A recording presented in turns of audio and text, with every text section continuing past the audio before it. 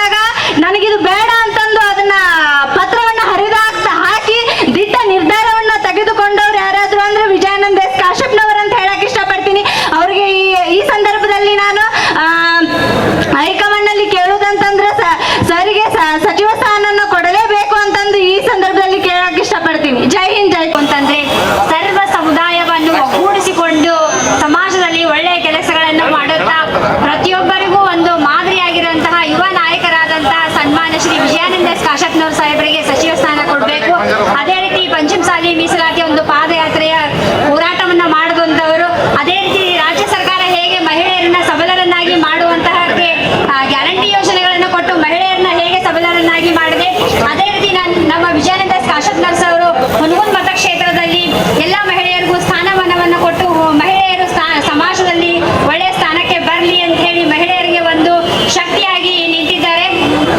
ಆದ ಕಾರಣ ಪ್ರತಿಯೊಬ್ಬರಿಗೂ ಯಾರು ಮೇಲು ಕೀಳು ಅಂದ್ರೆ ಎಲ್ಲರಿಗೂ ಒಂದು ಒಳ್ಳೆಯ ಭಾವನೆಯಿಂದ ಸಮಾಜದಲ್ಲಿ ಸನ್ಮಾನ್ಯ ಶ್ರೀ ವಿಜಯಾನಂದ ಕಾಶಪ್ಪನವರ್ ಸರ್ ಎಲ್ಲರ ಜೊತೆಯಿಂದ ಪ್ರೀತಿಯಿಂದ ಇದ್ದಾರೆ. ಅದಕ್ಕೆ ಸನ್ಮಾನ್ಯ ಶ್ರೀ ವಿಜಯಾನಂದ ಕಾಶಪ್ಪನವರ್ ಸರ್ಗೆ ಸಚಿವ ಸ್ಥಾನ ಕೊಡ್ಬೇಕಂತ ಹೇಳಿ ಹೈಕಮಾಂಡ್ ಅಲ್ಲಿ ಮನವಿ ಮಾಡ್ಕೊತಾ ಇದ್ದೀವಿ.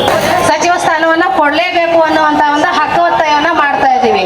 ಯಾಕಪ್ಪ ನಮ್ಮ ಸಾಹೇಬರಿಗೆ ಸಚಿವ ಸ್ಥಾನ ಕೊಡಬೇಕು ಅಂದ್ರೆ ನಮ್ಮ ಉತ್ತರ ಕರ್ನಾಟಕದ ಹುಲಿ ಎಂದೇ ಖ್ಯಾತರಾಗಿರುವಂತಹ ನಮ್ಮ ವಿಜಯಾನಂದ ಕಾಶಪ್ಪನವರ್ ಸಾಹೇಬ್ರದು ಅವಳಿ ತಾಲೂಕು ಇಲ್ಕಲ್ಲ ಮತ್ತು ಹುನಗುಂದ. ನಮ್ಮ ಮೂಲ ಉದ್ಯೋಗಗಳು ಯಾವುವು ಅಂತಂದ್ರೆ ಕೃಷಿ ಮತ್ತು ನೇಕಾರಿಕೆ. ಈ ಎರಡಕ್ಕೂ ನಮ್ಮ ಕಾಶಪ್ಪನವರ್ ಸಾಹೇಬರು ಒಂದು ಒಳ್ಳೆಯ ಮೂಲ ಸೌಕರ್ಯವನ್ನ ಒದಗಿಸಿಕೊಡೋದ್ರಲ್ಲಿ ಹನಿ ನೀರಾವರಿ ಆಗಿರ್ಬೋದು, ಕೃಷಿ ಹೊಂಡಗಳನ್ನಾಗಿರ್ಬೋದು, ಒಳ್ಳೆಯ ಎಲ್ಲ ಸಮಾಜದ ಪರವಾಗಿ ದುಡಿದಂಥವರು ನಮ್ಮ ವಿಜಯಾನಂದ ಕಾಶಪ್ಪನವರ್ ಸಾಹೇಬರು.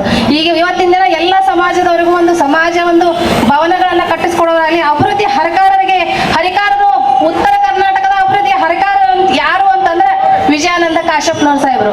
ಇವತ್ತಿನ ದಿನ ನಾನು ಇಲ್ಲಿ ನಿಂತು ಮಾತಾಡಕತ್ತೀನಿ ಅಂದ್ರೆ ಅದಕ್ಕೆ ಕಾರಣ ನಮ್ಮ ವಿಜಯಾನಂದ ಕಾಶಪ್ಪನವರ್ ಸಾಹೇಬರು ಅಂತ ಹೇಳಕ್ ಇಷ್ಟಪಡ್ತೀನಿ.